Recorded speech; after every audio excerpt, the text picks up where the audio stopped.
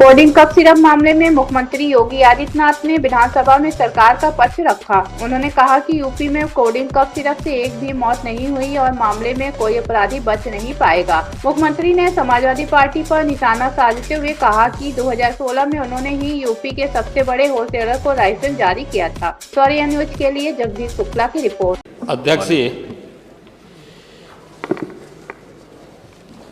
प्रश्न क्या है और मुद्दे क्या उठाए जा रहे हैं?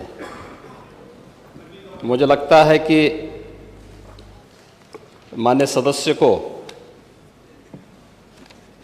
पूरा अध्ययन करके आना चाहिए, सदन की गरिमा का ध्यान भी रखना चाहिए।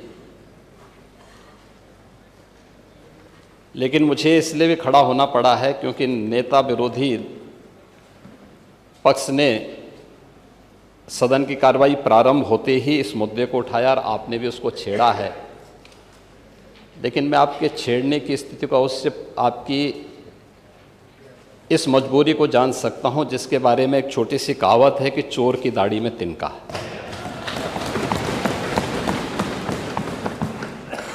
प्रश्न है नकली दवाओं के सेवन से होने वाली मौतों के बारे में, जिसके बारे में उनको उत्तर दिया गया है कि इस प्रकार के कोई भी प्रकरण अभी तक उत्तर प्रदेश सरकार के संज्ञान में नहीं है। दूसरा, समय समय पर इस दिशा में खाद्य सुरक्षा और औषधि प्रशासन विभाग के द्वारा छापेमारी की कार्रवाई भी होती है। उत्तर प्रदेश के अंदर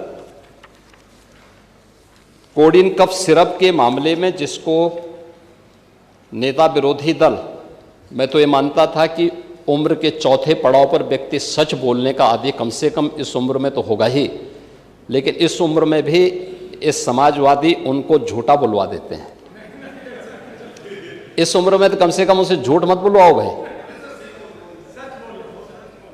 सच बोलने के उनको आदी होना चाहिए। और वो तो चेयर पे बैठ चुके हैं लंबे समय तक, स्पीकर के रूप में उन्होंने सदन को आगे बढ़ाया है। कोडिन कफ सिरप से उत्तर प्रदेश के अंदर कोई मौत नहीं हुई है।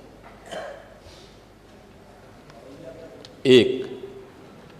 दूसरा, इस मामले में एनडीपीएस के अंतर्गत कार्रवाई होगी। ये उत्तर प्रदेश सरकार इस मामले को कोर्ट में जीती है, उत्तर प्रदेश ने इस मामले को लड़ा है।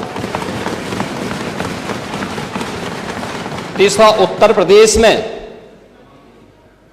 इसका जो सबसे बड़ा होलसेलर, जो बड़े होलसेलर हैं, जिसको सबसे पहले एसटीएफ ने पकड़ा था 2016 में, उसको लाइसेंस समाजवादी पार्टी ने जारी किया था।